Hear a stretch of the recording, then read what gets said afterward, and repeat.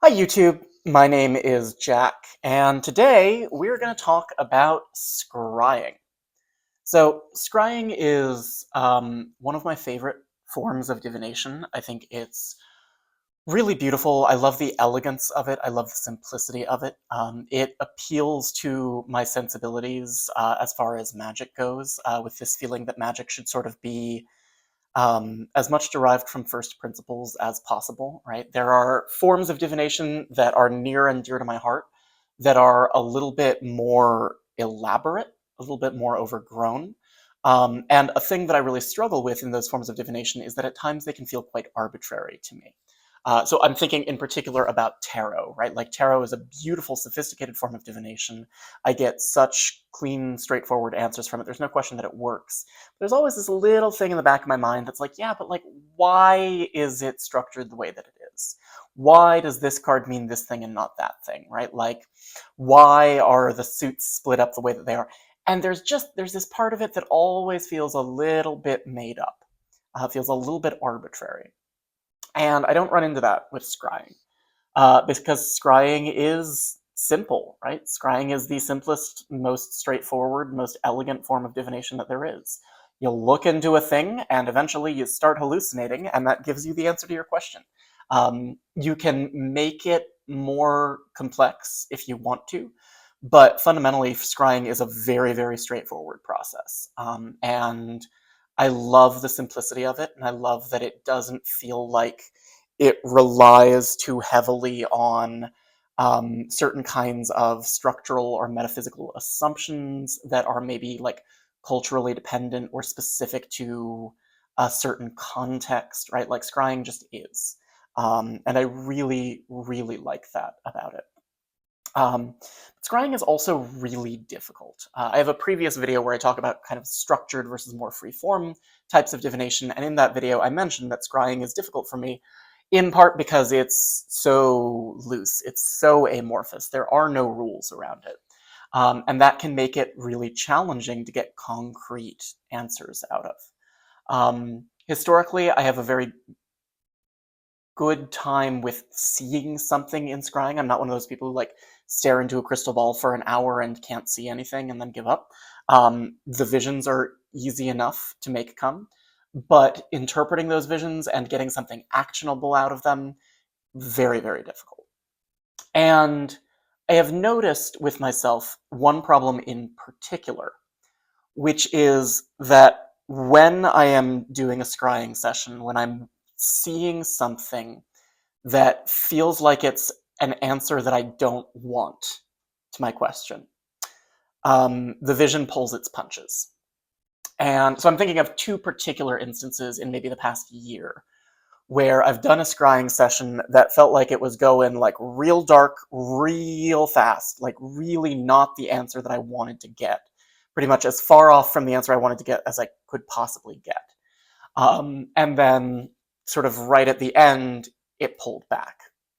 And I think in cases like that, there's a real question, a real hard question that we have to ask ourselves about cognitive bias, and specifically motivated cognitive bias, right? So unmotivated cognitive bias is where we see the things that we expect to see. Motivated cognitive bias is where we see the things that we want to see. And I think one of the challenges of something as freeform as scrying is that you don't have an external check on your divination, right? Like with tarot, the Ten of Swords is the Ten of Swords, and you can try to wiggle your way around that and try to make it seem like a happily ever after card if you really tap dance. But the Ten of Swords is the Ten of Swords, and you kind of have a check on yourself, or if you pull a card like that, it's generally pretty unambiguous what it's saying, and someone else could look at that same reading and go, oh, yep, that's the Ten of Swords, all right. Whereas with scrying, like, because the images that are being generated, depending on how you think scrying works, are in some way at least filtered through your own conscious or subconscious mind, you don't have that guarantee. You don't have that sense of like, well, but I drew this card. This card exists objectively in the world. Scrying is inherently a very subjective form of divination. And that's not a bad thing, right? Divination is always subjective, and Scrying vests more importance in the skill and authority of the diviner than some other forms of divination do, and that's great. That's really, like, that's okay. But it's a thing that I really want to pay attention to in my own scrying work. Both of those scrying sessions that I mentioned that like seemed like they were going real far south, and then at the last minute there was some like light at the end of the tunnel type of thing. They both were about the same situation that I think at this point has pretty much played its way out and did not end well. So what it looks like to me is that that was cognitive bias kind of intervening and trying to superimpose itself over the genuine message that was coming through, which was like, oh, yikes, this is a really bad situation and it's not going to end well. And I want to do as much as I can to counteract that cognitive bias, because the more you let your own biases get in the way, the less useful divination is, right? And so to that end, I am planning a double-blind experiment. It's not really double-blind, because there's only one person involved. That person is me. I am at the same time researcher and participant. So depending on how you want to draw those lines, maybe it counts as double-blind, maybe it doesn't. But I want to do divinatory work. I want to do scrying work where the question is pre-selected, but I don't know the question until after the vision is locked in and recorded, so that I can really work just on kind of creating that divinatory visionary experience without having to worry about whether my own subconscious desires are filtering or affecting the answer that I get to that question. So what I've done is I have written out a set of lots of different divinatory questions. There are 13 questions here, for a couple of reasons. The real honest one is I wanted more than 10, because I feel like more than 10 questions is sort of the point at which there's a really low probability that any specific question is going to be pulled. These are questions on a range of topics covering like my work life, my social life, my spirituality, my love life, building a life in Utah, like all sorts of things. Some of them are questions where I want like a yes answer to them. Some of them are questions where I want like a no answer to them. So like this is a good enough range that I feel like it eliminates guesswork. I wanted more than 10 questions. And then as for why it's 13 specifically, partly just because it feels witchy, and partly also because anyone who knows me knows uh, how important the Fibonacci numbers are to me. I have a whole thing about the Fibonacci numbers. I think they're super magical and super fucking special, and yeah, like I think the Fibonacci numbers are really cool. And here's a little peek into my like Jack's personal magical practice. I do a lot of work with the Fibonacci numbers. If I'm reaching for something numerological, I tend to go for the Fibonacci numbers because of the way that they're generated. There's something about them that feels very yeah, magical, creative, I guess. Creative not in the sense of like being artistic, but in the sense of the act of creation. And I really like to incorporate that into my magic as I am creating the world around me. So anyways, I've got 13 different divinatory questions. And importantly, these are all real divinatory questions that I want answers to, right? Like none of these are throwaways. These are all questions that I take seriously and that I would like to do scrying work with at some point. And what I'm going to do is I'm going to start a process of taking a question at random. These have been shuffled since I wrote them. They are in sealed envelopes, so without opening it up, I have no idea which envelope contains which question. But picking a question at random, doing a scrying session on it, recording the vision, and then only after the vision is recorded do I open up the envelope, see what the question was, and then interpret the vision. And my hope is that this will help me to eliminate some of that cognitive bias so that I can get that scrying practice in without affecting the results that I get. And the intention is to replenish the questions as I deplete them. So each time I take a question out, I will write a new question, seal it up in an envelope, add it into the pile, and shuffle them all together so that there are always 13 questions in store. And that way it's not like I'm, pulling them off one at a time and being like, oh, okay, well, there are only 2 questions left, and this one's about this, and this one's about that. So, like, there's a 50-50 shot, right? Like, I'm trying to eliminate any possibility of guesswork there. And we'll see. This is an experiment. I don't know how this is going to go. It may be harder for me to experience any kind of vision at all if I don't know the question, if I'm not using the question to kind of focus the inner eye. We'll see. We'll see how it works. My hope is that this will help yield something that feels more accurate and more... I get oil all over that. Anyways, life's a mystery. My hope is that this will yield something more accurate and that feels more actionable as far as divinatory work goes. But who's to say, right? We're going to see how it goes. I also don't really know the rate at which I'm going to do this. I'm not going to do more than one in a single session, because I think that kind of defeats the purpose. But, like, it would be great to be able to do this every single day, the way that people do like a daily draw when they're practicing tarot. Realistically, I don't think I have enough questions. Like, I don't think there are enough things that I have serious divinatory questions about that I want answers to that will make it feasible for me to add a new question every single day. Because I can't just do like a what's my day going to be like the way that a lot of people do with a daily draw, because again, the point is that I don't know what I'm asking. So this might be like a weekly thing, this might be a bi-weekly thing, or a monthly thing. I have to kind of test that and figure it out and see how it goes. But my intention is to start kind of a regular scrying practice where on a regular schedule I'm asking a question that I have selected at random from these envelopes. Record the vision first, then open up the question, see what the question was, record the question, and then record an interpretation of the vision relative to the question.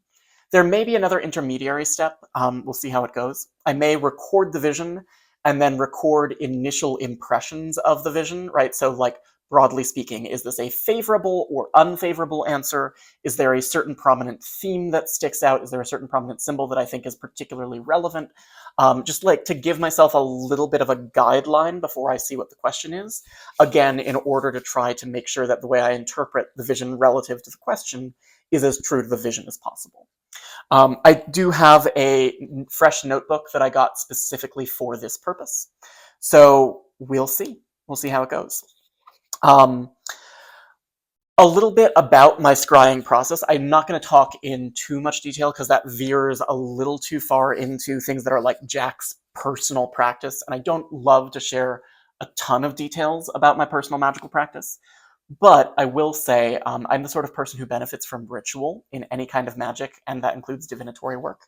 So I add, there is a ritual framework that I use to kind of build up to any scrying work that I do.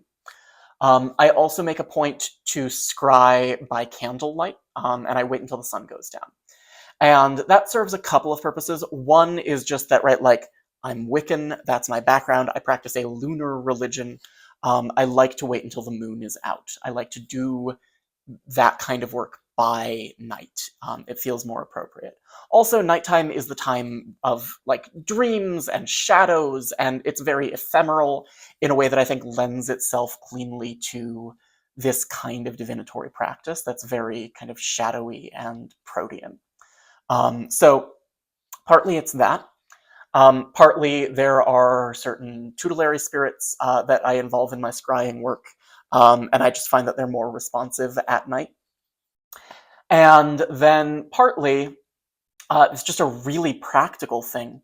I firmly believe that a core element of the process of scrying is fatiguing your eyes, right? I think that you stare into something until your eyes get tired and you start to hallucinate. And I think that there's this like very straightforward and simple mechanical, well, maybe not mechanical, biological process where like if you keep your eyes open wide enough in dim light and you're kind of with soft focus on one thing, eventually you're just going to start seeing shit. And that's not particularly mystical unless we put ourselves in a ritual context where we are looking for mystical answers. But like, it's a very easy thing to induce if you have the right triggers. And one of those triggers is low light, right? I think scrying is physically harder to do in bright light because it's harder to fatigue your eyes in the right way. So I like to wait until it's dark, I light a single candle, and then I take my speculum and I sort of soften my gaze and look into that, try to blink as little as possible until I start to see things. The other thing is I make a point to consecrate my speculum prior to every use, just to kind of banish any kind of psychic gunk that might be hanging onto it and focus it toward truth. So I'm not going to share the specific consecration that I use, but I always consecrate at the start of my work. I consecrate the speculum that I'm working with, whether that's my crystal ball, whether that's a glass of water, whether that's a scrying mirror, whatever it is that I'm working with. I make sure to consecrate it in a way that sort of casts out illusion and emphasizes its purpose towards showing truth. And I think that's really important if we're doing divinatory, scrying, visionary work. The same way that, like, if you're doing the evocation of spirits, you constrain them in a way that prevents them from lying to you and requires them to tell you the truth, right? Like, the world of dreams and visions and shadows and reflections and all that, it's very hard to distinguish truth from falsehood in that world because the distinction between the two is more of a daylight thing. It's more of a waking thing. And so I find that it really helps to have that consecration as part of the ritual buildup. Hi, sweetie. To have that consecration working toward it. So what we're going to do now, I am going to pause this video here. I'm going to wait until it's dark out. I'm going to do my first scrying session tonight, and then I'm going to come back and talk a little bit about the results. Some of the questions in these envelopes are very, very personal, so depending on the question I draw, I may not share what the question is, but I will at the very least share the vision. I will share my overall thoughts on how the experiment went, and we'll go from there. So I'll share as much as I feel comfortable sharing without getting too personal. So with that, I'm going to pause here. I'll see you back in a little while. Okay, my microphone is on. Okay, I'm back. I am very sweaty. Welcome to Life After Ritual. Very interesting, very productive scrying session. Two just initial thoughts. One is that the sort of, I mentioned that I do a lot of ritual framework to scrying work because it helps me a lot. And the amount of ritual I do with scrying sort of exists on a spectrum, right? There's a fairly bare version of it that's just kind of preliminaries to set up the space and get myself into the right headspace. And then there's a much more elaborate version that really works me into that kind of divinatory trance. And it had been a while since I'd done any kind of scrying work, so I did the much more elaborate version. And the thing about that amount of ritual for scrying is that by the time I got to the actual scrying, the vision came like that, right? Like, it was instant. I looked into the speculum and there it was, and the whole thing played out in maybe 5 seconds, which feels a little silly given the amount of buildup that I did for that work, but clearly it was worth it. It was very effective. Second thing is one of my candles just would not stay lit, which is interesting. I have to figure out, I have to sit with that and think about whether there's divinatory meaning behind that, because when that sort of thing happens in an ordinary context, you don't really pay attention, but when it happens in a ritual context, you sort of sit up and take notice. So I need to think about that. But I will read the vision that I had. So the vision was a lighthouse shines over a stormy sea. A foghorn blows. A large shipping vessel comes toward the harbor, but it loses control and crashes on the rocks. The crew survive, but the vessel is lost. So that's what I saw. And initial impressions, so the sort of interpretation that I wrote down before opening the question was unfavorable, which I think is reasonable given that this is a vision of a shipwreck, right? Something is destroyed or lost. Something else may survive and may ultimately be worth more than the thing that was destroyed. Because, right, like the lives of people are probably worth more than the cargo on the ship. But the main object of the inquiry cannot be salvaged. That was the interpretation that I wrote.